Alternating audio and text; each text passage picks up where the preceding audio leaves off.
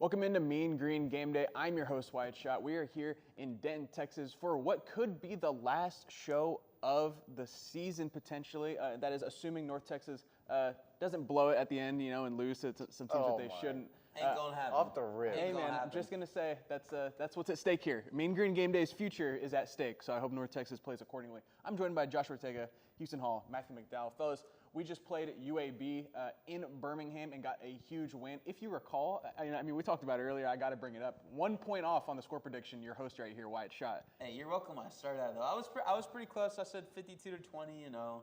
UAB got that touchdown. A little disappointed in the defense, but if they didn't go for two, you would have got that one, Wyatt. So he was almost head on, but it was scary. I mean, I should have had it. I should have had it. Anyways, you just don't know ball. Yeah, that's what it is. Anyways, UNT kills UAB. This game really wasn't very competitive for the most part. UAB got some late scores there at the end, but I mean, this thing was over and done with by the time it hit half. Big win for UNT to go on the road in a dead environment and just handle the business like they should. Guys, talk about the win. Yeah, I think coming into this game, we talked about them playing a complete game, and we really saw it against UAB. They were really good in the passing game, really good in the run game, really good on defense. Like, they take away the football once again. So a really nice win. Obviously, with this win, they got ranked into the top 25 of the AP poll. So for the first time since the 1950s. So well into Houston's childhood. Nonetheless, either way, big win for UNT. You love to see it. Caleb Hawkins gets in the end zone, 5 touchdowns for him. Doug got that one in and made sure that he got the single game touchdown record for rushing touchdowns. Couldn't get it against Navy. He was close. Didn't quite get it in there, but either way, gets 5 touchdowns. He's been phenomenal this season.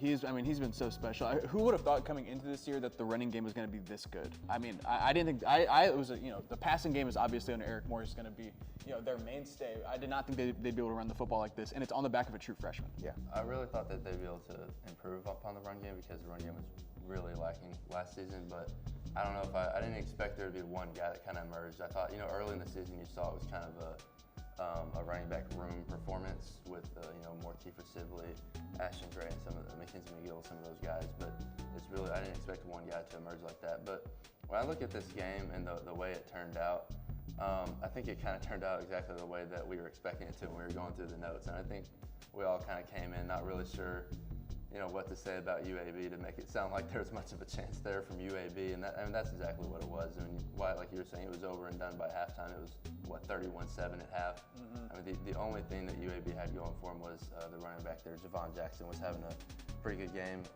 All game, he had 92 rushing yards by halftime. But, I mean, other than that, UNT was able to force turnovers. They were doing whatever they wanted, whenever they wanted on offense, and it was just beating the brakes off. Yeah, Matthew.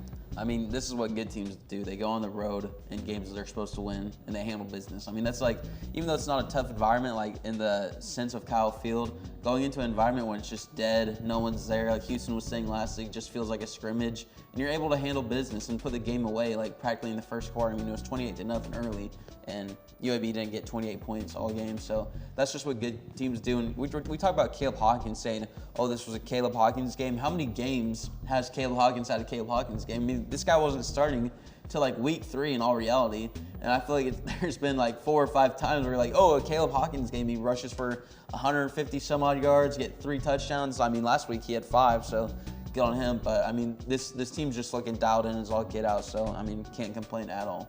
Yeah, and I mean, let's talk about the star performance of our 2 star players. Drew Messmaker goes 18 for 25, nearly 300 yards and 2 touchdowns. And then, as we've mentioned multiple times, Caleb Hawkins, 27 carries, 189 yards, and 5 touchdowns on the day.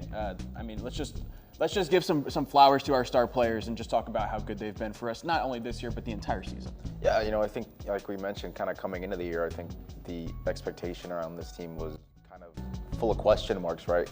And now we're at this point in the year where we're in the top 25 and we got 2 phenomenal freshmen on offense, and Caleb Hawkins and Mestamaker that are balling every single game. So overall, it just speaks to how good these 2 are and, how important they've been for this offense and just as this team overall. Yeah, and Houston, I just want to bring up, what are the odds that both of these guys are playing for the Mean Green next year?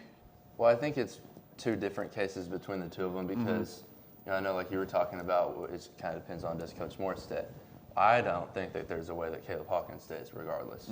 Drew is still young, and because Coach Morrison has a track record with quarterbacks, I could see him maybe staying for 1 more year to continue to develop under such a masterful mind of the quarterback position.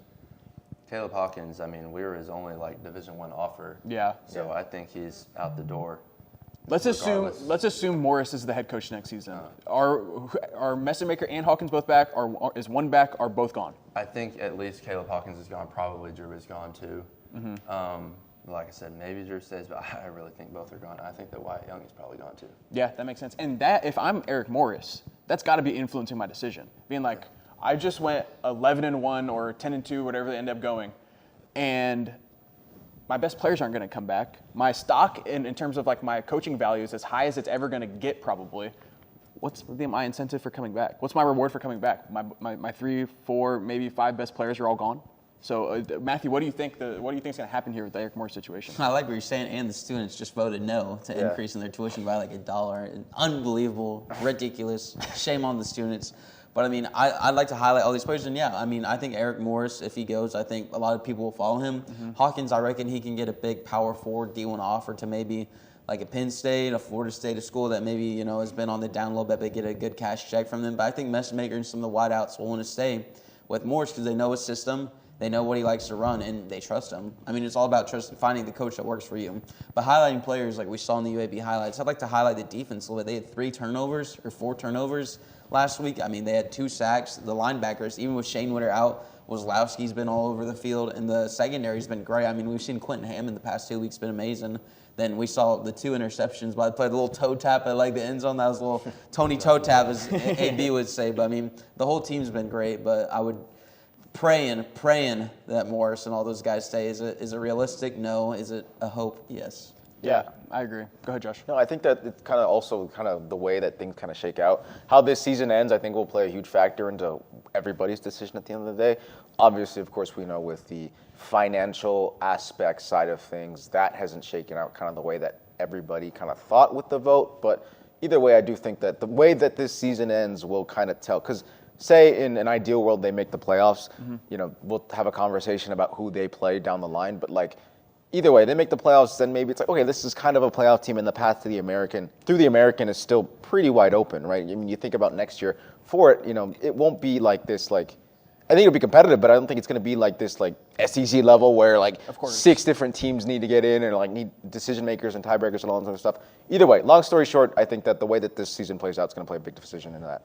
Yeah, so one thing that I want to do is give some love to a position group that, honestly, we haven't discussed a whole lot this season, and that's going to be the wide receiver room. We finally have had a guy emerge, and that is Wyatt Young. This past game, he goes for nearly 150 yards and a touchdown, and there's a handful of other guys that have contributed. Cam Dorner, Landon Sides, Miles Coleman.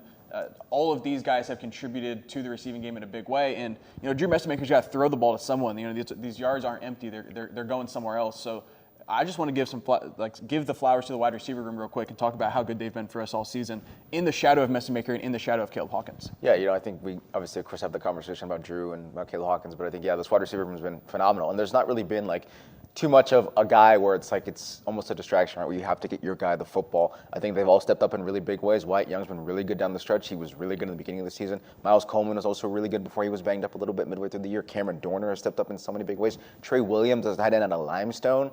I mean, phenomenal coming in. And so all of them have been really impactful in this passing game. Yeah, I mean, like you were saying, Wyatt Young has kind of emerged. I really think that he emerged a while ago. I mean, there was probably 3 or 4 games ago I would have said that he was our go-to guy. He's been our leading receiver 4 out of 10 games, including 3 of the last 4. In the 608 game, Wyatt Young accounted for 190 of those. So I really think Wyatt Young's been the guy for the past 3 or 4 weeks. I mean, we talk about all these guys. Cameron Dorn's been good. I see his dad tweet on Twitter about him, stuff like that. But I love that Josh gives love to Trey Williams. I mean, the wide receiver room gets talked about all the time. But let's be real, tight ends play a huge factor in college football nowadays. Getting a guy that can be physical, block, and get down the field, run a seam route, catch a ball, and be reliable. So I love all these guys. Landon Sides, he was on the video game of College Football 25. Wyatt Young stepping up, former quarterback. Cameron Dorner being huge, but I would also like to shout out Trey Williams in that one, but all of them have been great. And the O-line, shout out the O-line too as well. Yeah, and I absolutely agree. I mean, the offensive line especially has performed big this entire season, keeping Messemaker up, giving rushing lanes to Caleb Hawkins. Coming up next, we're going to talk about, we're actually going to return one of our favorite blocks, which is Best Bets. I know Houston's a big fan of that. So coming up next, we're going to give you our locks of the week and our best bets. Always been a a vehicle for fathers and sons to bond on a different level. Whether it's playing or watching, nothing beats hanging out with your dad and talking sports. In our Kia Inside Story, Pat Doney found a father and son whose love for sports and broadcasting crossed paths one Friday afternoon in Prosper. It was the most anticipated game in the state for Week 9 of the regular season. Prosper versus Allen.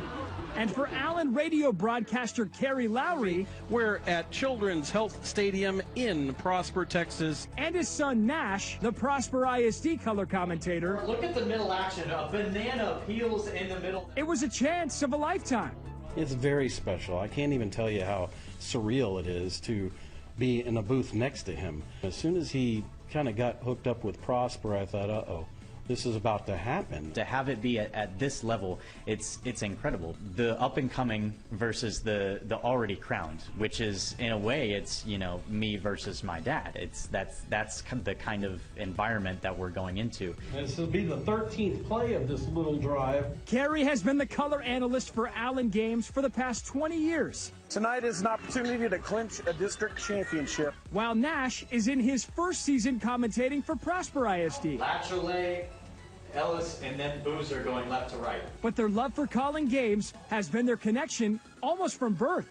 While Dad's voice was coming over the radio, And they settle for a field goal, which they will from time to time. Nash was there, listening, learning, and trying to be like his role model. Growing up with the encyclopedia of knowledge that is my dad next to me, it always pushed me to never think that I knew enough about my own team. Even though the research and preparation that I had done might be enough, it was never enough for me because it's okay, well, I still don't know enough because he's able to rattle off so much more. Make sure that you're telling the story. The people expect you to be the smartest guy in the room and teach them things without making them sound like you're telling them because they're dumb. And it all culminated in this moment.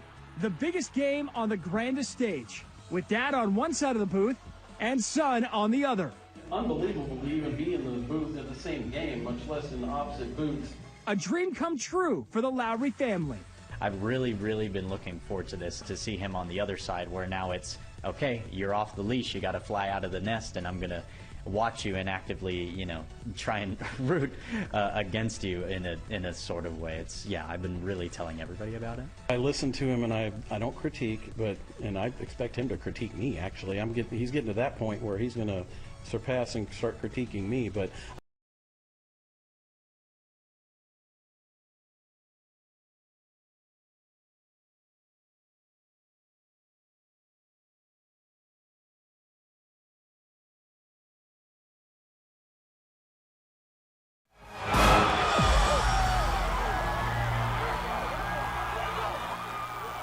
Welcome back to Mean Green Game Day. Thank you to Nash Lowry for that news package right there. And as you can see, we got him in the control room at the moment. Check him out right there. Look at Nash. Thank you, Nash. What a stunning gentleman. Look at him. Yeah, that was awesome. No, really cool story. I'm glad we got to get that in as he fades us back into the show. All right, guys, best bets. Houston. Let's get the camera on Houston. Let's look at Houston Hall right now. Okay. He's had. Last time we did best bets, I went 3-1. Yeah, what about, we're not talking about last before time that? though. It's been Your combined treacherous. record, his combined record, folks, is like 4-8 or 4-12 or something like that. There's been multiple weeks where he's gone 0-4. I think there was only 1 week. It's been rough waters for Houston, but this is why we're giving you another opportunity. All of us. Stop lying. That's all not of why us. You're giving me another opportunity. That's not why you're giving me another to come out opportunity. here and put our best foot forward, and let's go 16-0, guys. Let's go 16-0. Should Houston start? No. Yeah, start us Set the tone. Start us off. Set the Houston, tone for set the the block, tone. Houston. Let's get it. Set the tone. All right, you ready? Let's get it. Everyone ready? I'm Everyone ready so for ready. Houston's locks? Let's hope we didn't pick a Friday game. I didn't actually. I learned my lesson of doing that twice, actually. Maybe that's him turning the new page. You're getting Yes. hot. No Friday Yeah, games. because when I didn't do the Friday or Thursday games, then I went 3-1. So I think it is turning a new page. Okay, so starting off, I don't really like doing this because it kind of spoils one of my predictions, but that's okay. Josh took my one best bet I wanted to do with the UTSA plus 2.5. I want to get on that, but I decided against it to. Got to be quicker than that, Okay. Gotta be speedy. You know what? You got to be quicker making the rundown, buddy. Guys, do not feed into that, and don't tell the fine viewers at home how last second things go. So my first best bet, I liked Oklahoma by 5.5 over Mizzou. When I look at Missouri, I kind of just think that they're one of those teams that gets put in the top 25 to like boost the resume of other SEC teams. Their 3 SEC wins combined for a record of 3-19. So I don't know what they're still doing hanging around in the top 25. Oklahoma with back-to-back big road wins, and now they're back at home. And with the spread pretty narrow, they're at 5.5. I liked OU by 5.5 over Mizzou on that one. And we're on third-string quarterback from Missouri with Matt Zollers. Right, Bo yeah. Pribula's out. Sam Horn had a leg fracture at the beginning of the season. So Matt Zollers, third-string quarterback. You're throwing him to the Wolves against a really good OU defense. Yeah, because OU, I noticed in those 2 games that they just won, they forced 3 turnovers in each, and then as far as allowing on the run, only 1.8 and 2.4 yards per carry to those 2 teams that they played. So for my second one, I'm taking SMU by 3.5 over Louisville. I think kind of since early in the season where SMU had a little bit of a rocky start, they really looked good. I know they kind of had a tough loss a couple weeks ago. I think it was to Wake Forest, that 13-12 game. Right in between Miami and Clemson, who Right. they beat. They beat Clemson, and they lose to Wake Forest, and then they beat Miami. Yeah, and that's their only ACC loss, isn't it, that Wake Forest game? So Is it? Is that their only? I think so. Yeah, because I looked at the other day and they were 4-1 in the conference. We were Yeah, talking about because the they Georgia Tech and lost stuff. to Baylor and did. Yeah. TCU, right? Yeah. Yes, Both it's- out of conference. It's really since that TCU game, they've really looked a lot better versus Louisville. What are they doing? They managed to lose like twice between our last show and the one before that. So I just think that it's a tale of, one team's peaking at the right time, and Louisville seems to be going downwards a little bit. For my third best bet, I actually made this pick in honor of Matthew because he sold me so much on UConn last week. Yes, he that did. I decided to get in on UConn by 7.5 over FAU, mostly because that quarterback UConn. Yes. What's his name again? Joey. Okay. Joey. Joey Joey. from Williamsport, Mass, or Pennsylvania. Yeah. Pennsylvania. Yes, not Pennsylvania. Massachusetts. Pennsylvania. Yeah. Shout out to Joey. So shout out to Joey with Huge Joey fans on the show. Yeah, he had like his first 2 or 3 interceptions last week, so maybe he's just mad at me making me look bad, but he wasn't great last week. But now that Houston's on his side, he's about to dial in and cover that 7.5. Yes. So contrary to Joey from what did we say? Williamsport. Williamsport, PA. Okay. Caden Veldkamp from FAU has a 22-14 TD to INT ratio. Wow. So yes, with the spread just over a touchdown there, I decided to go with UConn on that one by 7.5. All right. And then for my money line sprinkle, you're gonna have to hear me out a little bit on this. Yeah, one. the money line sprinkles, it's okay to be a little, off the cuff. Yeah. So I understand that, I don't know if peaking at the right time is the word I'd use on this one since we were 0-8 to start, but I'm taking Sam Houston State with the plus 200 money line there over Middle Tennessee because, although we were 0-8, Sam Houston has actually won the last 2 games, okay, one of which was a road game to Oregon State, right? And Middle Tennessee is 1-9. Their one win all year is by 1 point, like 8 weeks ago. They've been getting the brakes beat off of them like all year long. And, Middle Tennessee is actually favored in that game by 6.5. So, You know how I know this is going to hit Houston? How? Because you're speaking it into existence. You're already using we for Sam Houston. You are connected at the hip with this team. Y'all are going all the way. This is a revenge pick for him. Remember, he bet against Sam Houston State. did They do were that. like I did 0-5 that. or 6. Never again. They hadn't covered all year, and then they cover that game. Yeah, this is a revenge week, revenge pick for Houston. I remember that. How is that possible? That was the after I picked the 2 Friday games. Then we had a Friday game day show. So I thought, I'll pick a Thursday game, and it was at Sam Houston. They had lost against the spread all year long. They were like 0-6 against the spread. So That's what you get for picking I Sam wish y'all Houston. could see how adamant he is about this. His hands are going like this behind his computer right Hanging on now. the desk. All right, Matthew, what you got? Oh, okay. We're just going to go down the line. What you got? All right, cool. I'll be quick. I'll let Houston set the tone. This is Houston's block. I'm just here. But this may be a little bit of a homer pick. I'm going Temple plus 9.5.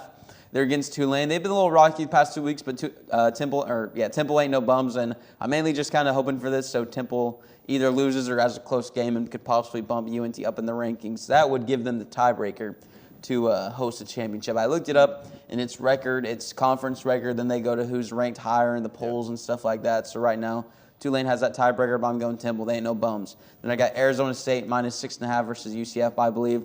I think Arizona State's just a level ahead. There's levels to this. I think they're just a level ahead of UCF right now. I think they're able to take that one and cover the 6.5. Then I got LSU minus 22.5. They're against a very good Hilltopper team. But I think on senior day, I think LSU is going to, they've had a lackluster year. I think they're going to want a big performance in front of the home crowd, and I think they're going to cover the 22.5. Then for my last pick, Minnesota, the Golden Gophers. Shout out Bompa, shout out to Braxton, shout out to Bailey, shout out to all the family. Love y'all up there in Minnesota. They're taking this one over Northwestern, plus 146 value. Let's go Golden Gophers. I like that plus value against a team like Northwestern, not going to overwhelm you roster-wise. I'm a fan. Josh, go ahead, and then I'll end things off. All right, so I'm going to go with Georgia Tech minus 2.5 over Pitt. Let's hope Pat Narduzzi really takes this game seriously and locks in here. Either way, I feel like this line, minus 2.5, Haynes King on senior day in Georgia Tech, they've had 15 or more points in all their home games except for the Clemson game, which was a Clemson team. We kind of knew what they were. So I'm going to go minus 2.5 for Georgia Tech here.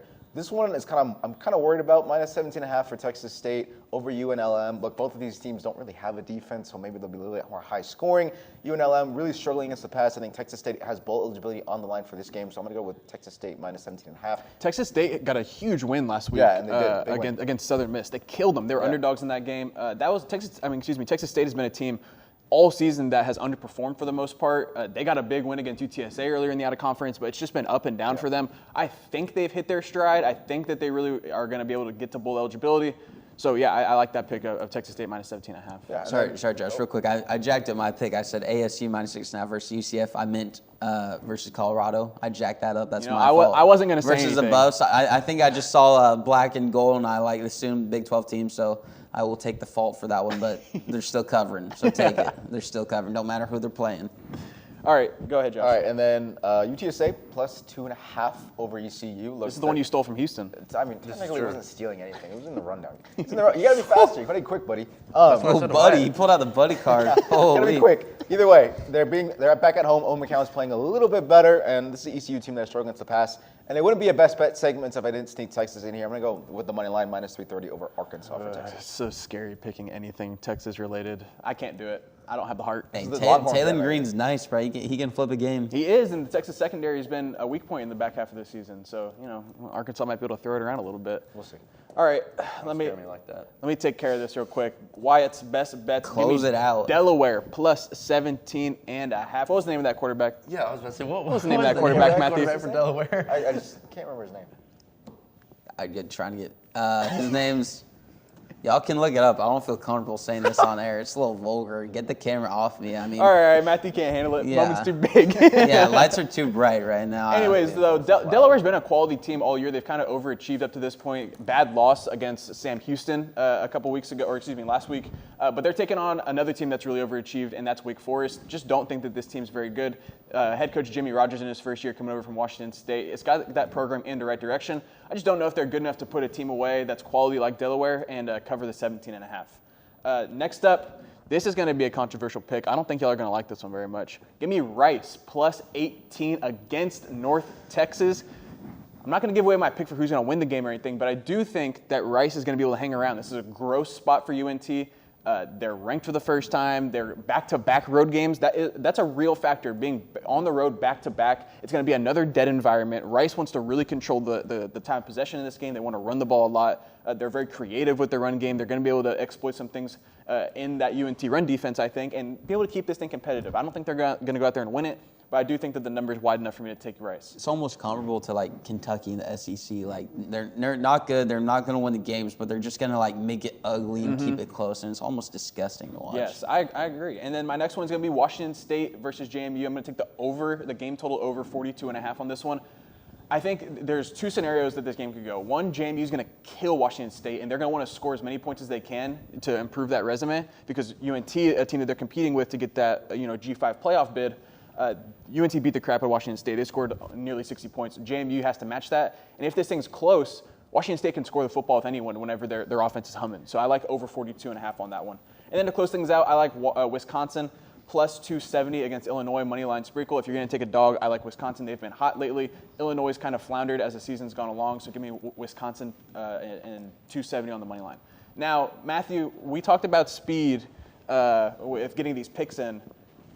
The crew was a little upset that you didn't get your picks in, and so they didn't make a graphic for your picks. We all had graphics on our picks. They didn't make a graphic for yourself, but they did make a graphic. It just doesn't include your picks. As you can see it, I don't know if you can see through the screen there. I mean, they got you there with the clearly Dallas not Stars. accurate. Evgeny Dodonov's in there, Pete DeBoer's in there. That is not a accurate graphic. Clearly, that's Photoshop. But I mean, we talked about timeliness. How many hours before the show was it run down, Matthew? Oh, here we go. Let's please not point fingers, Matthew. Well, if I'm we're just talking saying about like timeliness, I have a question that we were trying to figure out when we were looking at this graphic in the studio. How old are you in that? I think I was 18 or 17. Okay, that's what I would have guessed. Somebody said it was last year. Barely I was like, legal. "There's no way." Oh, look, I kind of like that. Do you have a hat like that? I do have some hats, maybe not one like that, but as dashing young gentleman next to Evgeny Dodonov. Somewhere deep in the bowels of the SIGAP house, there's a hat like that. Hey, do you know where Evgeny Dodonov's playing this year? Let's test your puck knowledge. The who now? Evgeny Dodonov. I am American. I don't watch hockey. I'm American too. This is All such right, a shame. no more of y'all. Coming up next, we're going to take a look at some upset spots across this week's landscape of college football. Don't go anywhere. We'll be right back.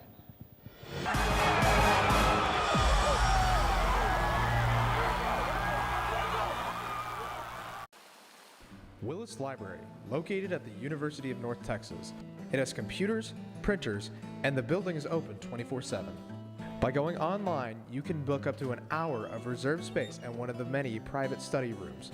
Many of them are equipped with whiteboards, a table, and a TV to hook up to your computer. Textbooks can be checked out for free with a student ID. They also have many of these in ebook forms. This is still a library, so always remember to be quiet and respectful of other surroundings, especially in certain places where talking is not allowed. For example, the 3rd and 4th floor are completely quiet. As you can see, Willis Library has many options for students, with it offering many media sources and staying open all the time.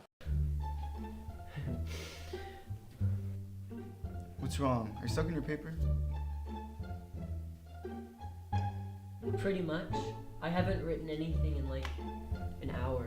Why don't you check out the Writing Center at UNT? Well, how do I meet up with them? All you have to do to make an appointment is visit the Writing Center's website and either call the number or email writingcenter@unt.edu. The appointment is 30 minutes long, and the trained tutors will be able to help with brainstorming, correcting grammar, ensuring clarity, and a wide range of services. They also do walk-in appointments. That sounds awesome. I'm gonna check them out.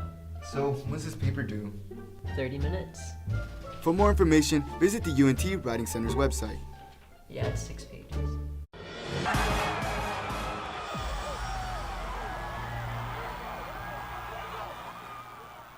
Welcome back to Mean Green Game Day. We're now going to take a look at some of the biggest games across college football and see where some of these upsets could happen. This is a week where there's not a lot of marquee games, and whenever those Saturdays pop up, people call them volcanic Saturdays because things can just pop off. Outcomes that you would have never expected to happen, and then it shakes up the college football landscape. There are plenty of opportunities for that. And we're going to start off right here in the state of Texas, where Arkansas travels to Austin to take on the Longhorns, who are coming off of a bad loss to the Georgia Bulldogs. And really, their season's over for the most part, unless some craziness happens ahead of them. They just picked up their 3rd loss. I know that they got Texas A&M coming into town next week. That's kind of a look-ahead spot. And you got one of the worst teams in the SEC in Arkansas traveling to you. Guys, I don't know how many times y'all have watched the Texas-Arkansas game. They played in 2021. They played last year. Arkansas despises Texas. They hate Texas with all their heart. Those fans hate Texas. Those players hate Texas. The coaching staff hates Texas. The hate really isn't reciprocated, though. Texas does. I promise you, Texas in the team and internally do not feel the same way about Arkansas, and I don't know if they're going to take this game as seriously as Arkansas will. Bobby Petrino needs nothing more than a marquee win to secure the head coaching job at Arkansas, as ridiculous as that sounds. This is a game that Arkansas wants, and they want badly, and they've been competitive in every SEC game for the most part. They just haven't been able to find a win, but that record is not indicative of how good this Arkansas team is. So what are the odds that we see an Arkansas upset over the Longhorns? I think it's pretty high just knowing the history behind both Arkansas and Texas. I think if you're Texas here with the slip up against Georgia last week, you need this a lot more, mainly because, yes, your season is basically wrapped up, being that because of that loss, it's so much harder to make the playoffs with 3 losses. But there is still somehow a chance, like it's still kind of there. So if anything, you need this game a lot more. You're back at home in DKR, you know, like Art said, back in the FN crib. So either way, going forward, I think that it's going to be a big game for both of these sides, and I think Arkansas may not look like, in terms of their record, what they have anything to play for, but they got to play for pride at the end of the day, try and secure this season, you know, wrap it up in a nice way. So overall, this is going to be kind of maybe a shootout. We might see a little sneaky shootout in DKR, but honestly, I'm excited for this game. Well, this matchup is really on eternal upset alert ever since the days of the Southwest Conference. It's a little bit less of an alert with it being in Austin instead of Fayetteville, or as we call it, Fayetteville. Fayetteville, baby. If, like you mentioned, the 2021 matchup, which is... I mean, I still wake up in cold sweats thinking about that game. Yeah. I mean, that game is like if you took a baseball bat and then hit a hornet's nest and looked at Texas and said, "Hey, come out here." Yeah. That's what Fayetteville was like that night. When they stormed that field, Houston, when they stormed the field after they beat them, and the players were stuck on the field, and they basically, like, the police carved out like a walkway all the way back to the tunnel. So you have the entire fans and the entire student section, the entire stadium on the field, ushering the Longhorns back to the locker room after they got whooped on national television by a bad Arkansas team. I love the videos that come out of that on Twitter. Oh, it was crazy. Drunk 19 and 20-year-olds, like emphasis on the 19 and 20, assaulting D1 college athletes that could like crush them if they really wanted to. Those are like my favorite videos. But go back to y'all with that cold sweat night. It was. I mean, it was brutal. Well, Top 15 Longhorns go into unranked Arkansas. Okay, I know they went 5 and 7. Right, but at the time, you know, we didn't know how bad Texas quite was yet. True. It was just brutal for a Longhorn fan. But yeah, to conclude on that one for me, I mean, it's always going to be on eternal upset alert. Like I said, I don't think it's so much this year because it's in Austin, but it is one you always got to watch out for. Yeah, Matthew. I mean, I think it's the exact reason what you said why this is the upset alert. You said this is one of the worst teams in the SEC, but this team still is very talented. They're still a very good team. Taylor Green's one of the most talented and explosive quarterbacks in the SEC, and this would not be.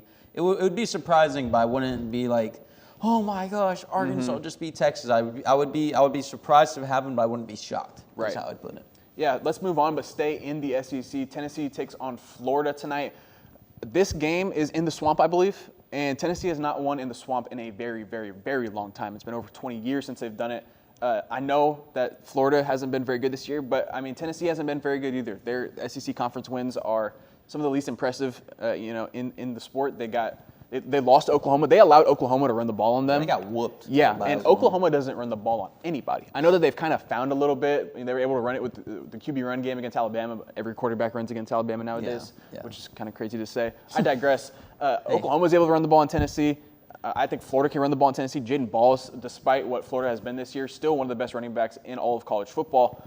So this is going to be a tough one for Tennessee. I think this is on real upset watch. I think Florida could get a win here. Yeah, no, I think the same way. I think Florida's defense is, we saw it earlier in the year against Texas. They were dominant then, and this is a Tennessee team that's kind of spun out. We kind of know where they are, middle of the pack in the SEC. Same with Florida.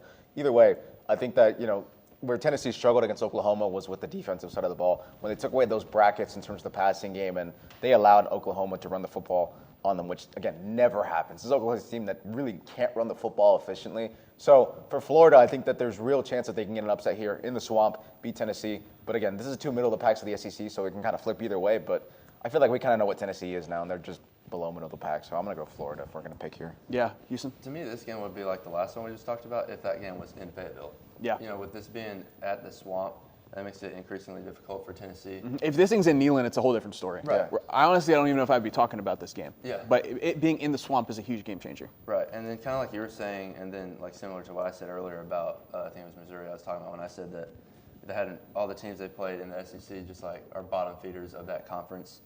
Tennessee is the same way. I think their SEC wins also combined for like 3 total conference wins. So I just think that Tennessee is just kind of one of those teams that they leave in that top 25 just because who else are they going to put in there? Yeah. So I really don't think Tennessee's as good as we think, or especially as good as we thought at the start of the season. So this is a real upset watch as well. Yeah, Matthew? I mean, I like what y'all said. Being in the Swamp is the reason. It is upset alert. Every time Tennessee has a chance to be tested and go against a real team, they've slipped up and they've failed. And I personally don't think it's going to happen. I'm just not that high on Florida, but it being in the Swamp and them having the talent on the roster they do, I can see it happening. But I personally think Tennessee wins this one. I think they go 8-4 probably to end out the season. I don't know if they're playing the last week, but I think it's Vandy. That's actually a pretty good game. Yeah. Do you know where that's at?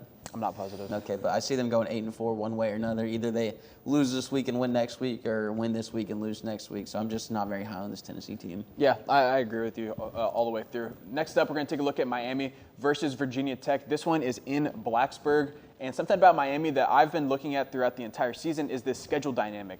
They didn't leave the state of Florida. Even their road games were in the state of Florida. They didn't leave the state of Florida until they played SMU. And look how flat they came out against SMU. It was really bad. Now they leave the state of Florida for the second time all season, and they travel to Blacksburg, Virginia. Miami has somehow hung around the rim of this college football playoff picture. You know, they still got 2 losses. They still got that win over Notre Dame they can hang their hat on. They've picked up some bad losses along the way. But now you're going into the last 2 weeks of the season where they have back-to-back road games against Virginia Tech and then Pitt next week. I just think that this is on upset alert because Miami is always going to be on upset alert, especially with Mario Cristobal as your head coach. They have found ways to keep themselves in these games that they shouldn't be in and, lose. Yeah. Quite frankly, they've lost a lot of games that they shouldn't. So what's the upset alert meter looking like against Virginia Tech for the Hurricanes? I think fairly high. I think they should get Chandler Morris back this week against Miami. And then, you think about it being on the road again. I just keep remembering last year when they lost to Syracuse, the end of the season. Kyle McCord and the Orange beat Miami and Cam Ward and that really talented team, and they missed the playoffs. I don't know. I have the same feeling around this team right now. They're hanging around a little bit more than they did last year, but I think that this team has the opportunity to slip up a lot. They've slipped up so far this season, and they're not really where they were to start the year. So I think the upset alert is pretty high here.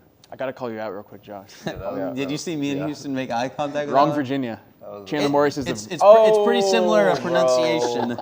Kyron Drones. It's very easily it's mixed just up. a slip of the tongue. Yeah. Kyron Drones, Chandler Morris, they roll off very similar. My fault, guys. I don't know why that was on the dome. I don't know why that was on the dome. Virginia, it's right there. It's close. There's like 3 teams in Virginia. Chandler Morris is always on the brain. Former North Texas quarterback. I don't know what you're talking about. I watched him out of my brain as soon as he left it. Come on. Bro, he's nice. He's nice, bro. He took us to a bowl game, Yeah, he also who played the bowl game? 3 interception games. I digress. Let's move on and talk about Virginia Tech Miami a little bit more, Houston. Well, coming into the week, of the 4 of these options that we kind of had, I thought that this one was actually the lowest upset alert, but I didn't realize what you said about how they hadn't left the state of Florida. I didn't realize that, and that kind of puts it a little bit higher up on the meter for me, especially since Miami has proven to be an upsettable team.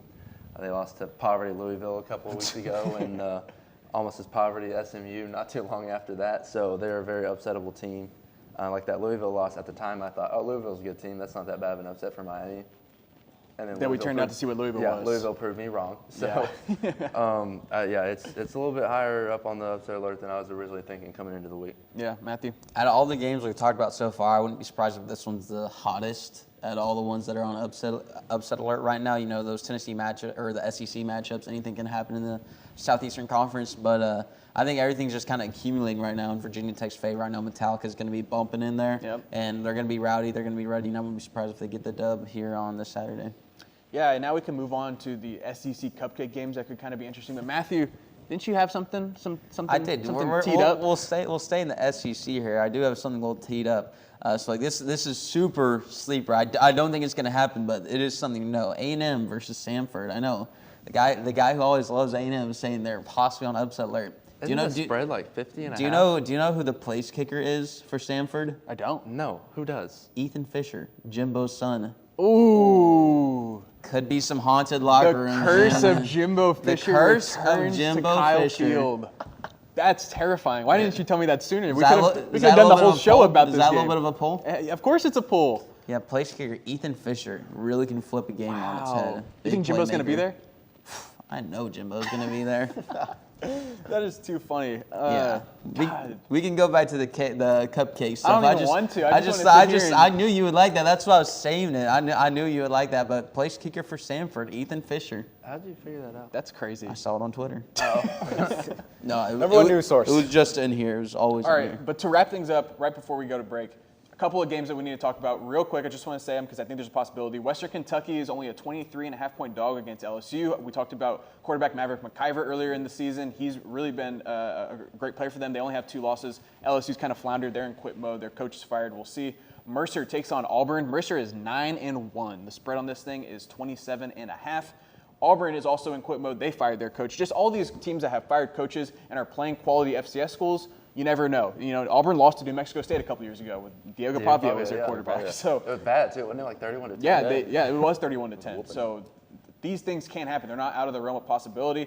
And then South Carolina takes on Coastal Carolina. I know Coastal isn't nearly as good, but South Carolina coming off such an emotional loss where they had a win secured against the top 3 team and then had it stripped away from them in dramatic fashion. I know Matthew enjoyed watching that one. That's what championship teams do. Yeah, they find a way to win. But coming up next, we're going to preview UNT taking on Rice today, so don't go anywhere. We'll be right back.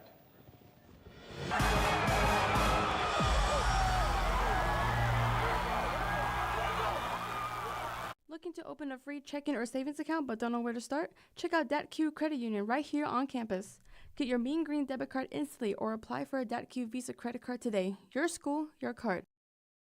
Plus, make deposits at their 24/7 ATM, checks or cash whenever you need it. Make sure to sign up for DatQ's online banking platform and mobile app for easy access anytime, anywhere. Visit them at www.datq.org to learn more. DatQ, the official financial institution of UNT Athletics.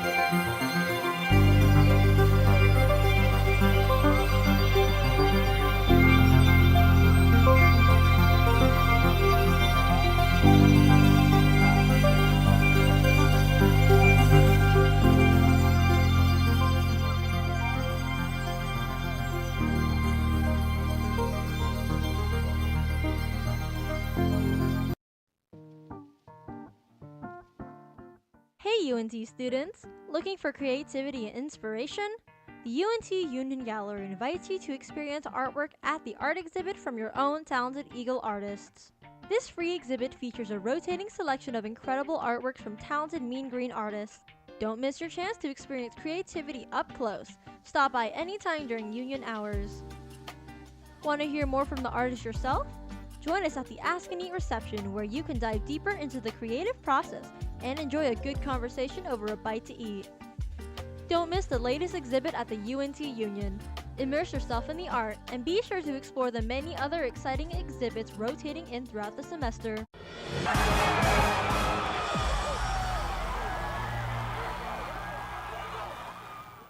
Welcome back to Mean Green Game Day. I'm your host, Wyatt Schott. And now we get to preview North Texas taking on the Rice Owls today in Houston.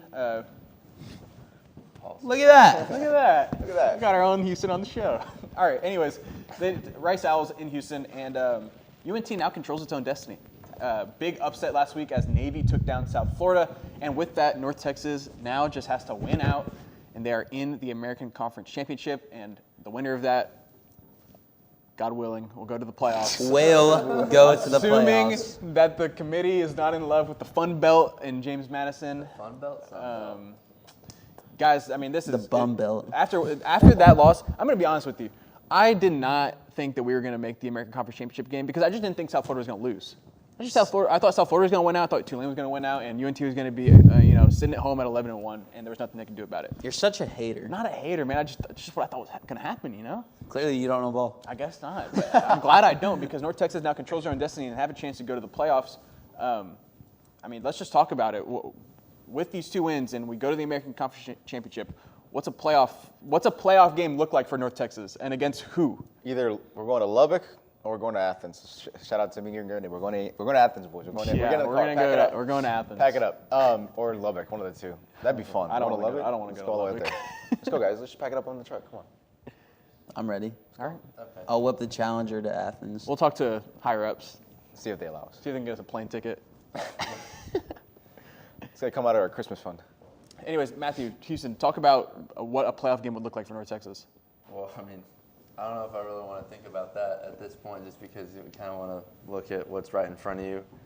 I'm more focused on the conference championship at this point. Come on, dude. You're not a player. You don't have to be locked in. Okay, well, fine. Week by week. PR answer. The PR answer. We're 1-0. Well, what a grateful PR answer. That was such a PR answer. What does a playoff game look like for us? I fear it doesn't look good for Mean Green fans, to tell you the truth. I don't. This year more than others, I think there's just more of a separation between the group schools and the power. Absolutely. Like last year, you had Boise State and like UNLV that could compete with those power programs, even like the best of the best. Like Tulane, who we think is our competition to get into the playoffs from the American, because we think it's going to be our matchup for the conference championship. When they played Ole Miss, they lost 45-10. Yeah. So, and Ole Miss is like not middle of the pack, but that's definitely not top of the top in the SEC either. I love that you bring up Ole Miss. You know who we beat by 49 points and Ole Miss beat by 3? Washington State. Yeah. Washington This State. is true. Hey, that's why they play the game. Well, anything yeah. can happen. They don't play these games on paper, Houston. Yep. Yeah, we don't play these games on paper. We play them out on the field.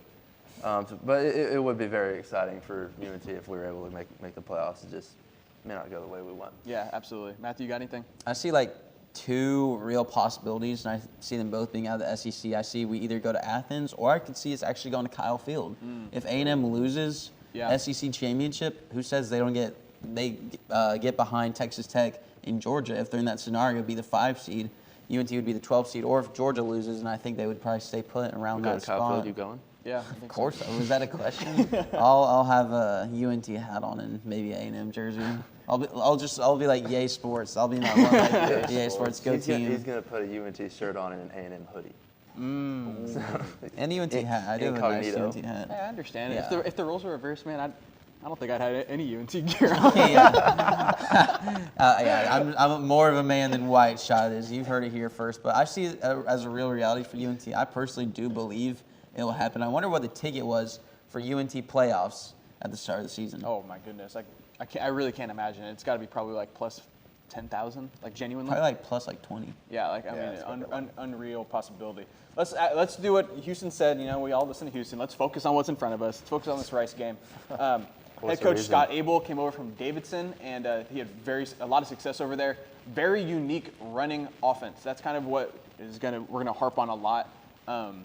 They run the ball in a bunch of different ways. They're very creative with it.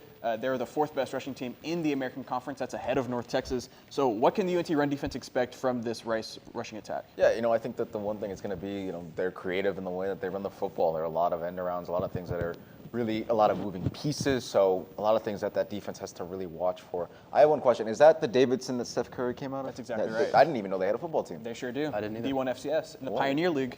They won it in 2021. Wow. Talk about good pull. Thank you. Really nice pull. Go Wildcats. Almost as good as the Ethan Fisher pull. Okay. Anyways, moving on. What can the UNT defense expect from that run game? The good news is that Rice only rushes the ball for 4.1 yards per carry.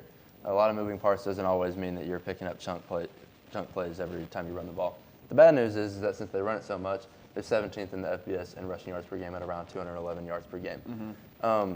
But more good news is that UNT has so much experience this year playing run-heavy teams, Western Michigan, Navy, Army, South Florida, a bunch of run-heavy teams, and the way we've seen that defense progress. Like, the way that when you play a run-heavy team and like a one-dimensional team, the main thing is just keeping them to that one dimension. When we played Army, remember that we gave up that 63-yard pass to freaking Army? Yeah. That obviously we got better throughout the year because that didn't happen against Navy. They tried to throw the ball and we picked them off twice. Yeah. How do you pick off Navy twice? Don't throw the ball enough to pick them off twice. So I think that you got to really just make sure they stay to that one dimension, and if they try to throw it, be ready for it. Yeah, absolutely. And head coach Eric Morris spoke a little bit about this matchup. We actually have that video here on tape, so if we can roll that and listen to what Eric Morris had to say. 2-game stretch.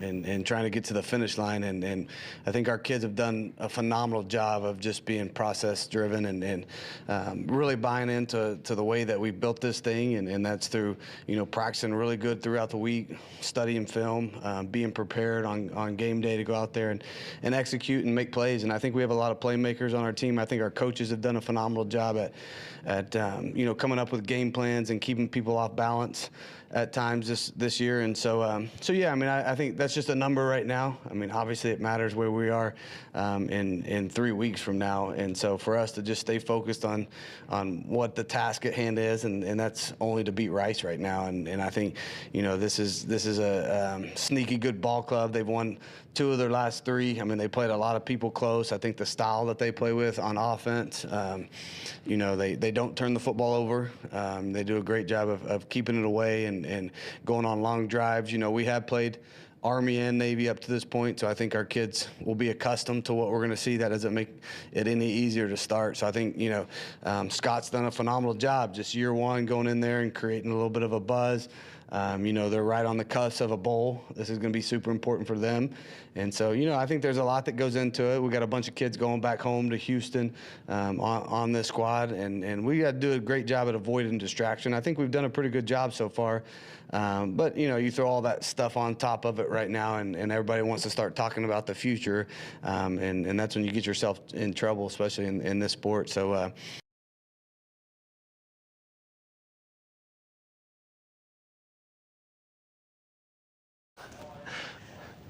Welcome back, and as you can see, we've moved a little bit, and we don't really have the budget to afford the clickers or the lasers, and so we all kind of just grabbed whatever we could. We're not saving in McAfee. Yeah, what network are they on? I don't know what network they're on. I don't know what network they're on either. Doesn't They matter. got some knockoff show there. But Matthew, let's go ahead and get started. I want you to break down some of this Rice film that we got. Okay, so we'll roll the tape here. Rice line up in a heavy set. They got 2 tight ends and a full down lineman. We'll see this guy go in motion here.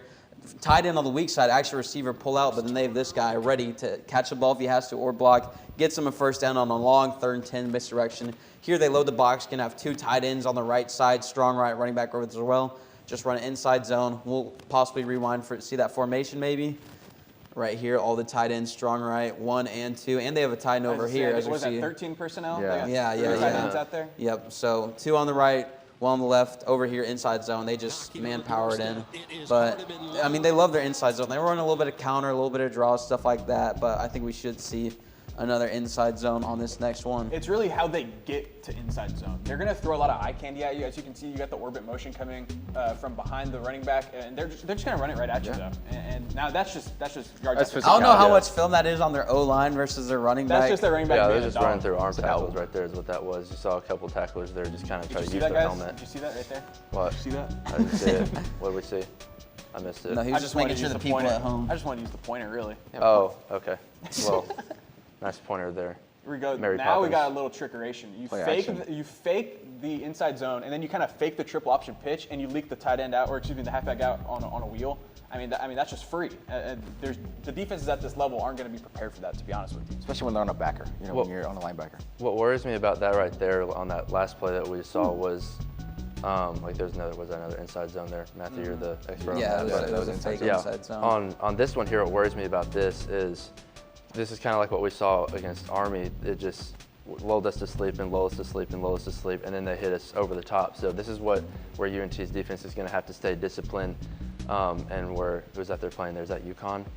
I believe so. Yeah, obviously there you get caught kind of creeping up because you get lulled to sleep that many times, and then they hit you on a big pass play over the top like that. And yeah, that's what you talked about. That's what you talked about with Army. You can't let these teams throw the ball on you and let them get.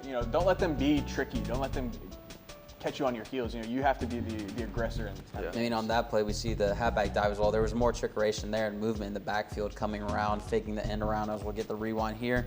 As the tight end, again, a tight end heavy set goes in motion. And, I mean, we'll see if the linebackers shift here. Yeah, you see the set they take? He's coming off the line of scrimmage to do exactly. that end around. That is so funky. That is weird. Teams are not used to playing against that. And that results in lots of busted coverages and filling the wrong gap, things like that.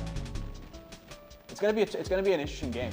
This is really gonna challenge North Texas. As you can see it again. They motion this guy off the line of scrimmage to run him in the backfield, and then they just run it up the middle. The physicality from the back, I think that's gonna be a really big thing because it's gonna take so many more people to really pull him down. You see it there. I mean, look, you've got one guy who wraps up low, doesn't really fully wrap, carrying a man. That's a fully grown man. And he just gets in there.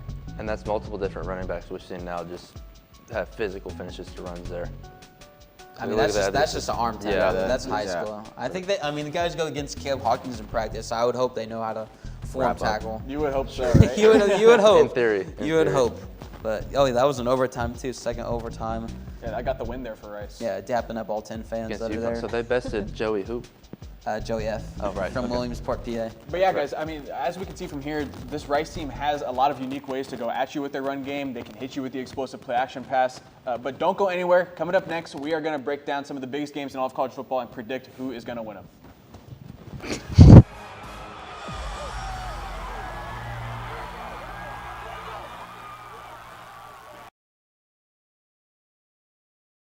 There's no harm in wanting to have fun while in college, but it's easy to lose track of how much you've had. Apps like Drink Control and Alkadroid can help keep track of your consumption and blood alcohol levels. If you or someone else does drink too much, the signs of alcohol poisoning are as follows: pale skin, vomiting, confusion, low body temperatures, irregular breathing, blacking out, and it's hard to wake up or cannot be woken up. Dude, are you okay? Hey, what's wrong? Wake up. It's an exciting time of year, but it's important to be responsible. If you suspect someone is suffering from alcohol poisoning, get help immediately. You will not get in trouble for seeking help if you are underage. For more info and resources, go to UNT's Division of Student Affairs.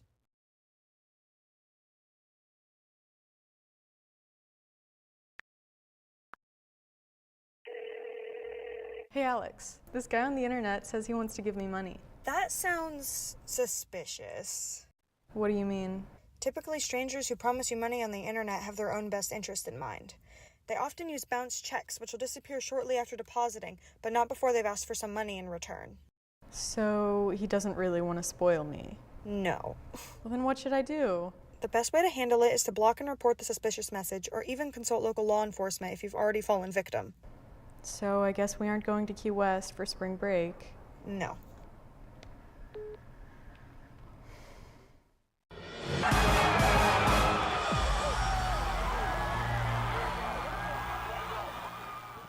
Welcome back to Mean Green Game Day. I'm your host, Wyatt Schott. Once again, joined here by Josh Ortega, Houston Hall, Matthew McDowell.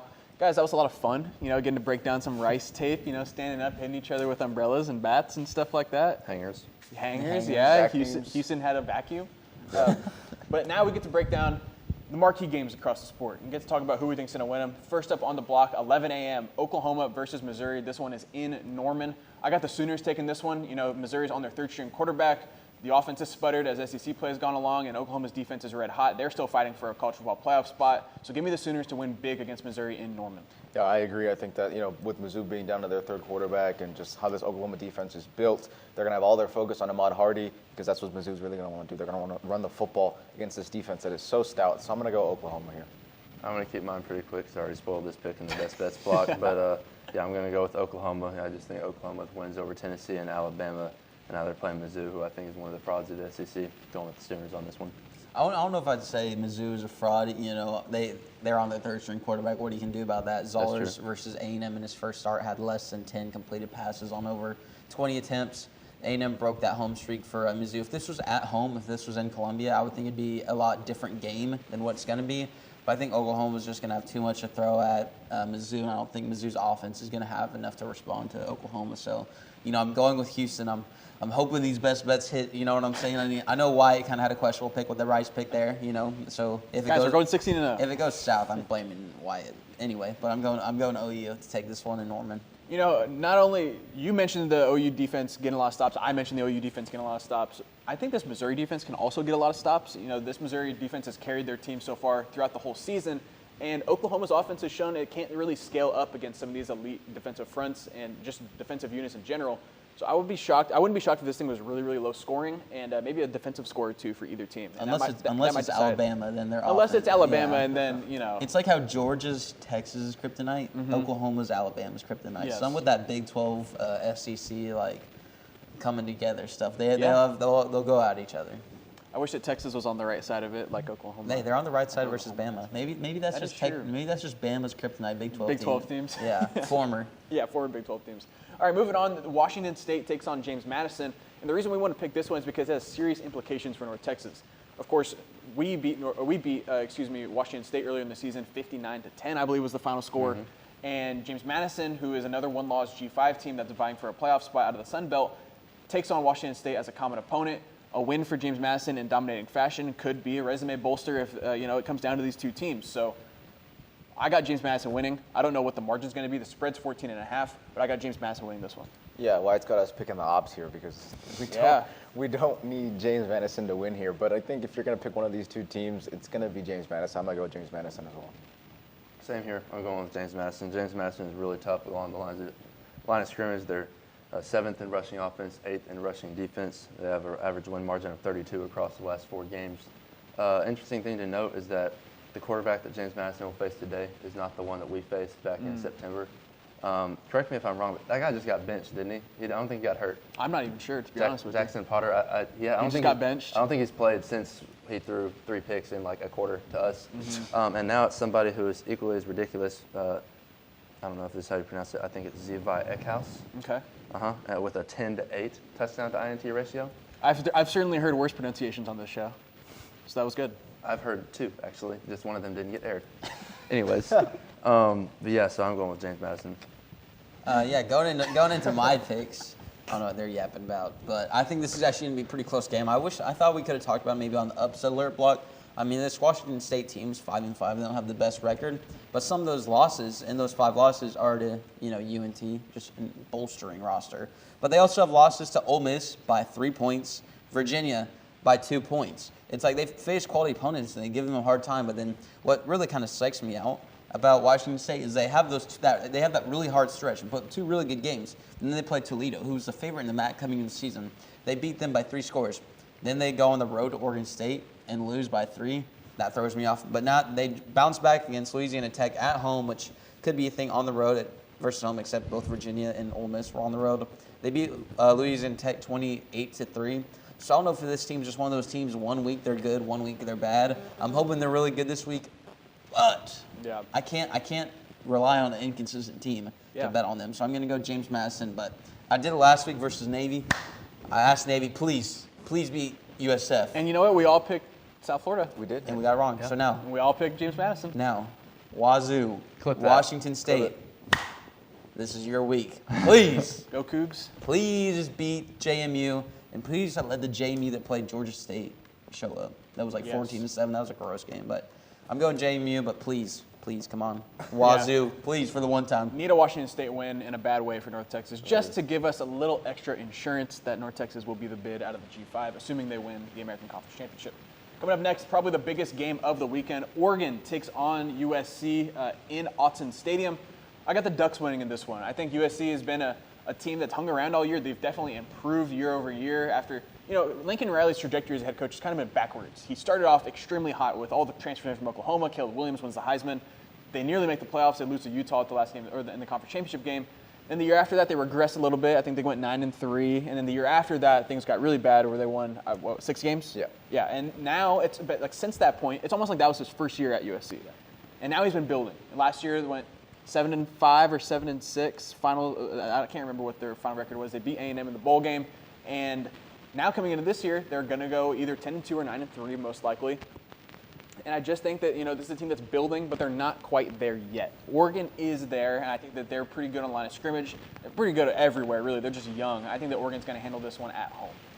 Yeah, oh boy. You got me maybe picking against my Trojans here. I know. This is a playoff game. This is not just a regular season game. This is a playoff game for USC. And they had a really good game against Iowa. They played a really nice game, but now you're going up to Eugene to play Oregon. I just think the matchup is bad for USC here. We know Oregon's going to run the rock. That's something they've done well all year. And that's going to be a big thing in this game. And USC struggled against teams that ran the ball well. Nebraska ran the ball well, and they're not necessarily the best running team. Michigan ran the ball well. Notre Dame obviously ran the ball well. So this is a really big game.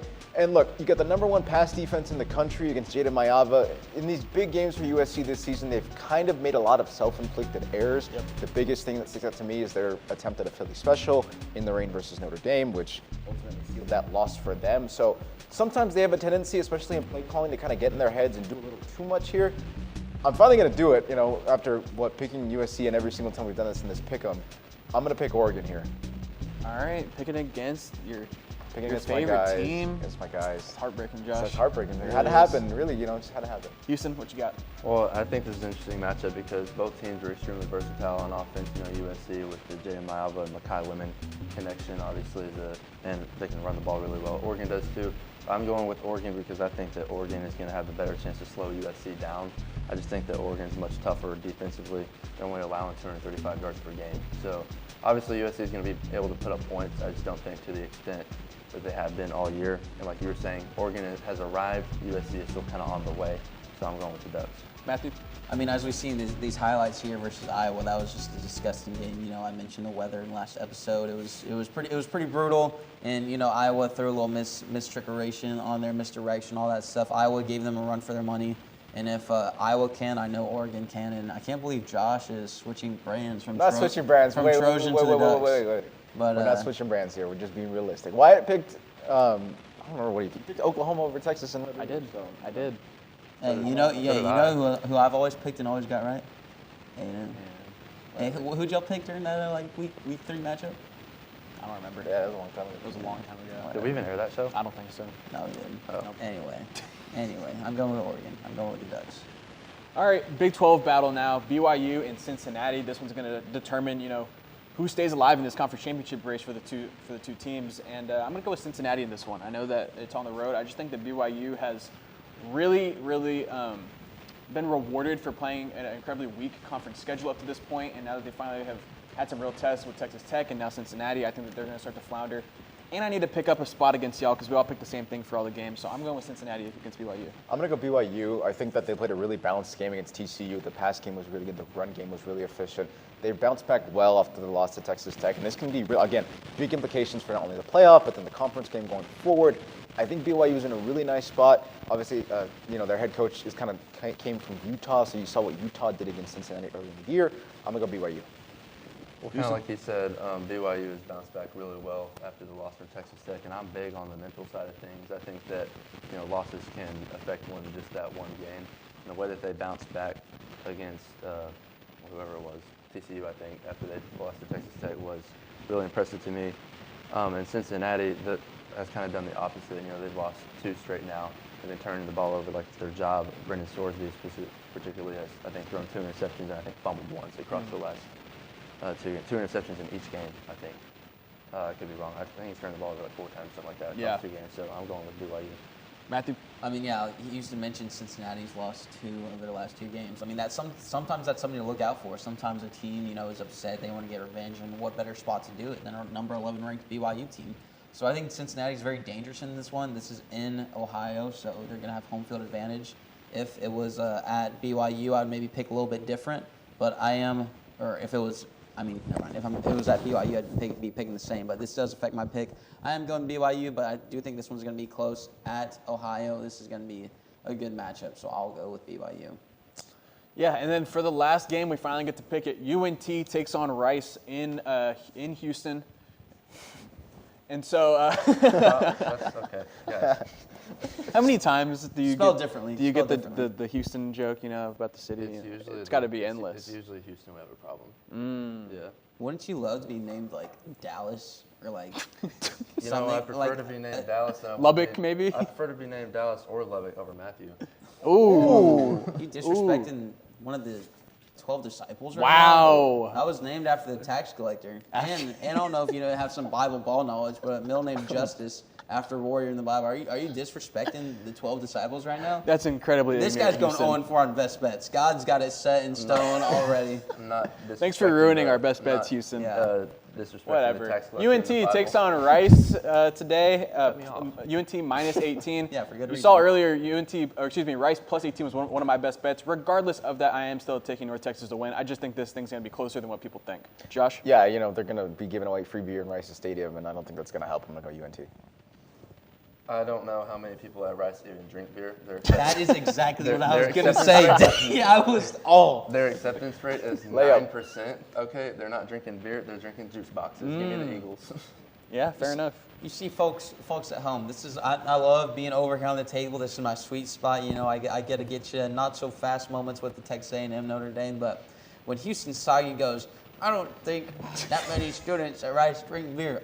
I wanted to be the guy that said that. I'm so disappointed that I couldn't lob that one up. I don't really know how many students that go to a Rice know how a football game works. They have a student organization going with over 200 people who are wearing the color green as they're playing the mean green. So that's an interesting choice. That's very interesting. I think UNT is going to take this one, and I mean, I know we're going 16-0 in the best bets here, but I think they win big. I think they handle business like they did versus UAB. I mean, who says 17 isn't big? That's 3 scores.